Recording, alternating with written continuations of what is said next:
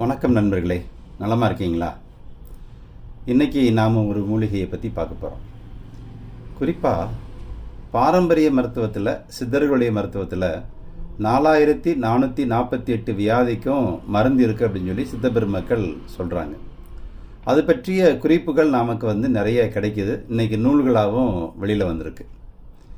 இந்த மூலிகை பார்த்தீங்க அப்படின்னாக்க பொதுவாக எந்த மாதிரியான வியாதியை குணப்படுத்துது, எந்த மாதிரியான குறிகுணங்களை இது சரி பண்ணுது அப்படின்னு சொல்லி பார்த்தீங்கன்னா, கால்களில் ஏற்படக்கூடிய வீக்கம், கண் இமைக்கு கீழே வரக்கூடிய வீக்கம், இந்த 2 அறிகுறிகள் சொன்ன உடனேயே நேயர்கள் நீங்கள் யூகிச்சிருப்பீங்க என்ன வியாதி அப்படின்ட்டு.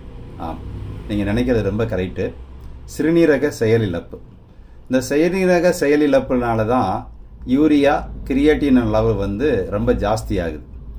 நவீன மருத்துவத்தில் இதுக்கான எத்தனையோ சிகிச்சை முறைகள் செய்கிறாங்க, மாற்று சிறுநீரகம் பொருத்துகிறாங்க.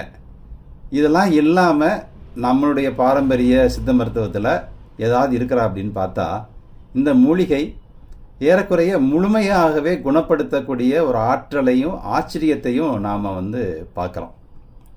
சாதாரணமாக கிடைக்கக்கூடிய இந்த தாவரம் ஒரு எலும்பிச்சங்காய் அளவு நாம் காலை மாலை உணவுக்கு முன்னாடி இதை கொடுத்துட்டு வர்றப்போ அற்புதமான பலனை பார்க்க முடியுதுங்க. நாங்களே எங்கள் வைத்தியசாலையில் நிறைய பேருக்கு இதை கொடுத்து இதை குணப்படுத்துகிறோம்.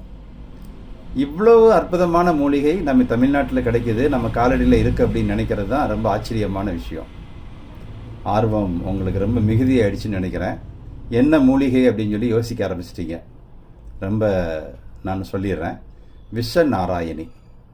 இந்த விஷநாராயணி மூலிகை சிறுநீரகத்தில் வரக்கூடிய அனைத்து விதமான தொந்தரவுகளையும் சிறுநீரக செயலிழப்பையும் சரி பண்ணுது. நவீன மருத்துவம் நாடுறதுக்கான வசதி வாய்ப்பு இல்லாதவங்க இந்த மருத்துவத்தை செஞ்சுக்கிறாங்க. எவ்வளோ பேர் நம்ம வைத்தியசாலையிலேயே அது குணமாகி போகிற அதிசயத்தை நம்ம பார்க்க முடியுது.